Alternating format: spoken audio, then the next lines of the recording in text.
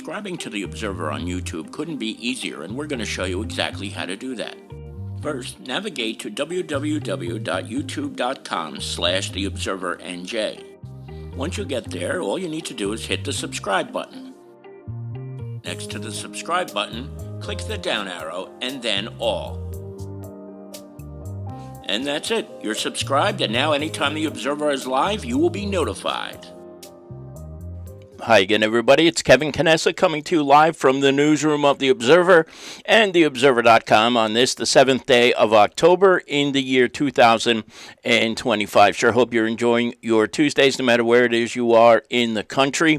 Here in the Northeast, 78 degrees. A beautiful, beautiful late summer-like day today. It's going to cool down tomorrow, though. It's going to be only 70, and overnight it's supposed to really, really drop. So enjoy this weather while it lasts, as you do. Each and every Tuesday, you welcome me into your home so that I could bring you this week's news. But before we do that, I have a little bit of housekeeping to get to today. First, I want to wish a very happy birthday to my dear friend Michael Machado, who is celebrating his birthday today. Happy birthday, Michael. Hope you're enjoying your day over at the county, and hope you come home safely like you do each and every night. And a belated happy birthday.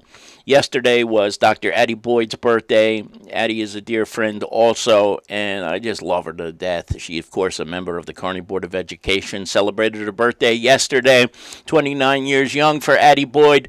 Hope you also enjoyed your birthday yesterday, Addie, and we send all of our love from the Observer office to you and to Michael on your special days. Now, I got a few things I want to talk to you about that are not related to this week's edition of The Observer. We'll eventually get to that.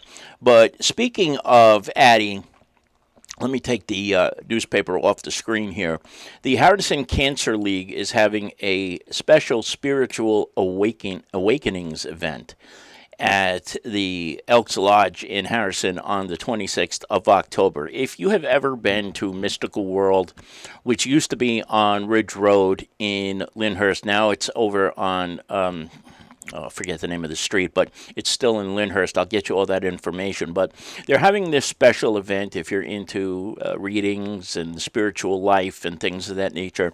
Addie Boyd, of course, is a member of the Harrison Cancer League and is also very, very big in Mystical World land. And so this event is taking place on Sunday, the 25th, 6th of October at 2 p.m. at the Elks Lodge, which, of course, is 406 Harrison Avenue over in Harrison. So if you're interested in that kind of thing, it's only, what is the ticket, $35, and that includes snacks. There's a cash bar, and you can also get a private reading, too, if that's so up your alley. So check that out if you are interested in that. Now, the day before that, on October 25th, this happens twice a year. Even though in the Kearney Police Department there is a permanent mailbox there where you can bring back your prescription drugs, they have special event days twice a year. And Sergeant Jack Grimm reminded me that this day is coming up on the 25th of October from 10 a.m. until 2 p.m. at Kearney Police Headquarters at 237 Laurel Avenue. More than likely, excuse me, I haven't heard from other departments yet, but more than likely this will be taking place at other police headquarters as well. This is usually one of those things that are done by almost every police department in the country. So it's a day to bring back your expired medication. They cannot take syringes, they cannot take liquids, but it's pills. One other thing to be absolutely certain about, we had an issue with this a couple of years ago. I'm just going to remind you, you cannot bring illicit drugs to the Take Back Day. It is just prescription medication.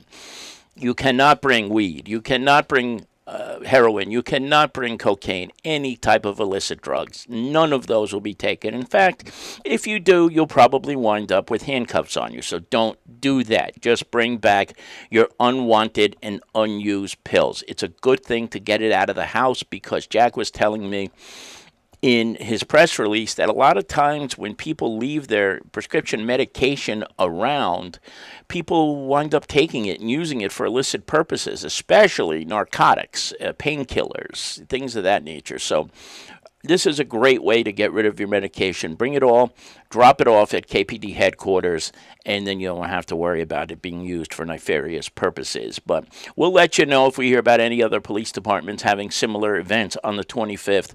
But we wanted you to know for sure about the one at Kearney Police Headquarters on the 25th of October.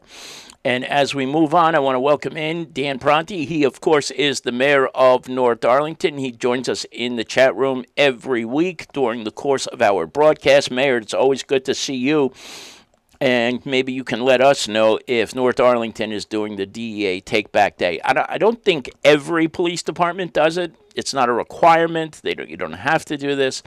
But they may very well be doing it as well. But I want to thank Jack Grimm and, of course, Mayor Pronti for joining us today. This is also upcoming November 1st. The Kearney Belleville Elks are having a blood drive on the 1st from 9 to 3 p.m. at the First Presbyterian Church of Arlington, 663 Kearney Avenue. If you are so inclined to donate blood, please pause the video right now, scan that QR code that you see on the screen, and it'll bring you to a registration page. You don't have to register, but they always suggest that you do. It keeps things in good working order. And thank you, of course, to the Elks for sponsoring this, and I will just say, as a way of clarity, I am a member of that Elks Lodge. They are also doing a trunk or treat on the 27th of October at 601 Elm Street. This is a good way so that the kids don't have to go door to door. You never know who you're going to meet when you're out and about on Halloween. So on the 27th, the Elks are doing this. I know St. Stephen's is also doing one on a different date, but this one is on the 27th, 6:30 to 8:30. Bring a bag so that you can take all your goodies home with you. Bring the kids over. There'll be other things going on as well. And, of course, if you are interested in putting a trunk out there, call my friend Gloria Spence at 201-951-4947. 201-951-4947 so that you can join in and decorate and have a trunk with treats to give out to the kids. Gloria is always doing so many great things with the Elks, and we love Gloria for that. So thank you very much indeed. Now, this happened Saturday at Newark International Airport. This is the coolest thing in the world, really, when you think about it.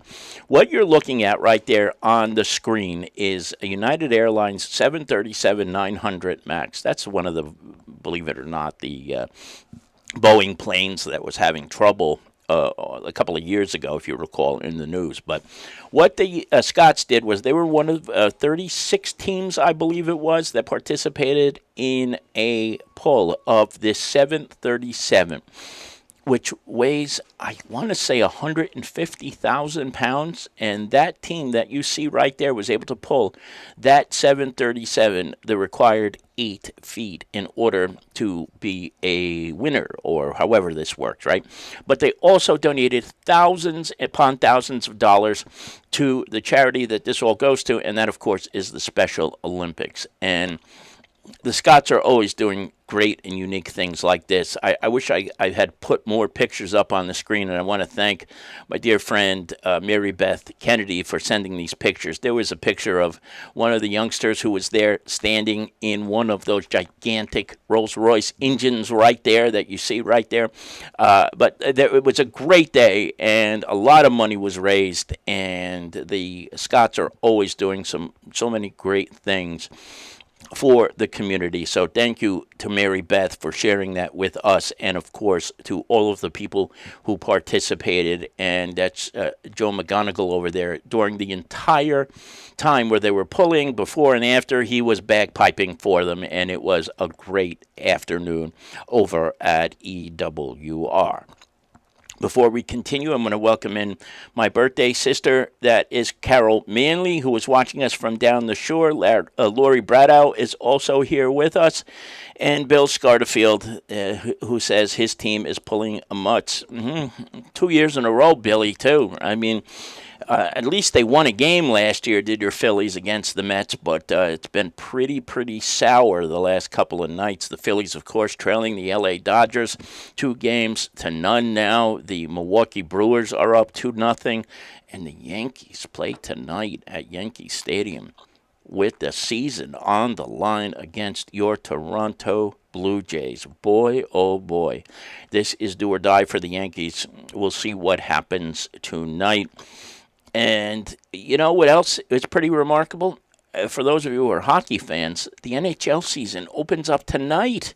There is a slate of games tonight. The Devils open up Thursday night in Carolina, of all places, that house of horrors, that hellhole, that awful arena where they just can't ever seem to win, but a big, big season on the horizon in the National Hockey League for all the local teams, for the Islanders, the Rangers, and the Devils. I don't know so much the Islanders, but the Rangers and Devils should be off to a good year. And Bill Scarterfield's Flyers, I don't know, Billy. It's not been a good time to be a Flyer fan, for sure.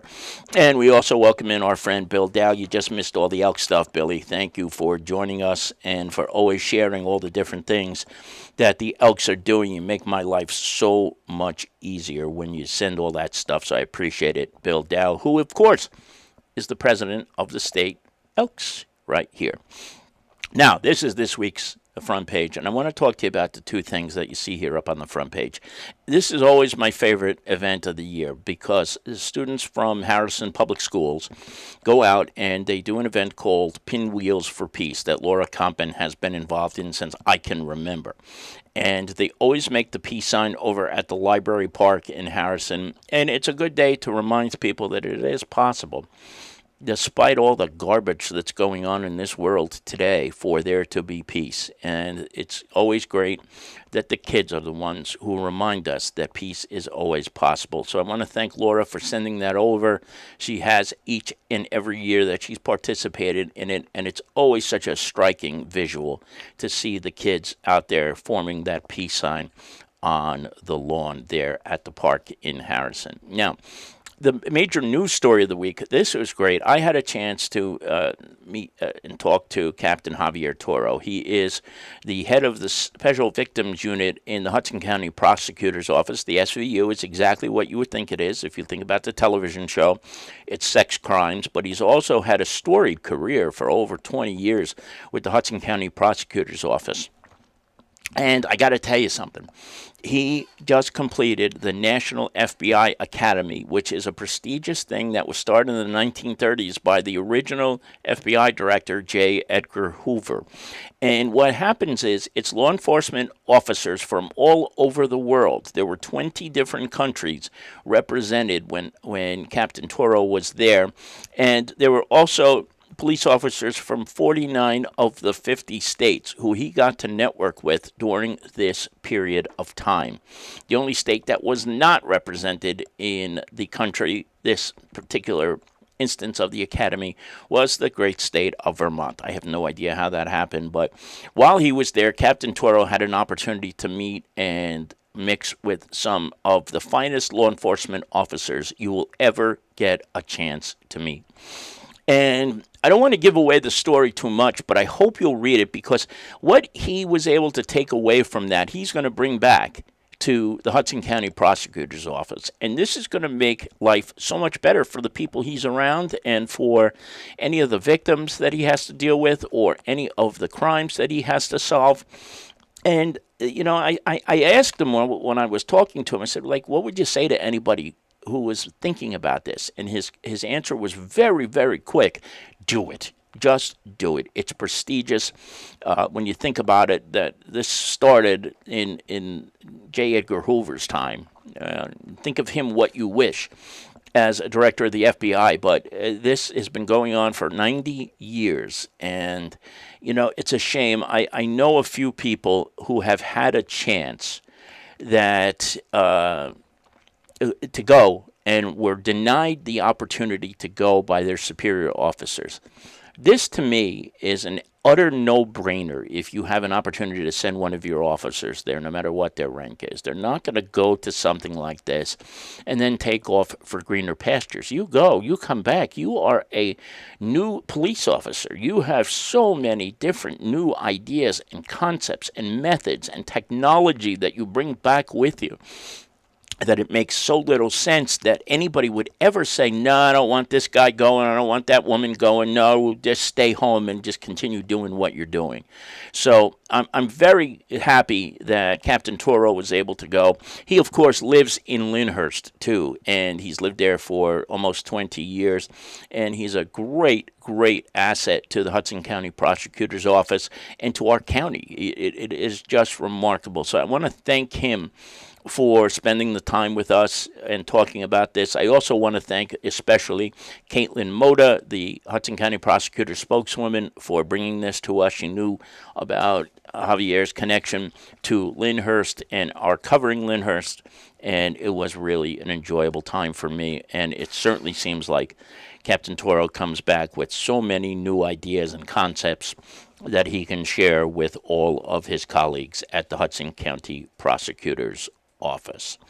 Now, we'll just take a look here. This is the rest of this week's newspaper. You can see it, of course. This was a story about this guy that Mike Gontarchuk told me about. They arrested him a couple of weeks ago. But back in 2020, it was like April of 2020 when COVID was really fresh in people's minds, he sneezed and he coughed on police officers and said, I have the COVID.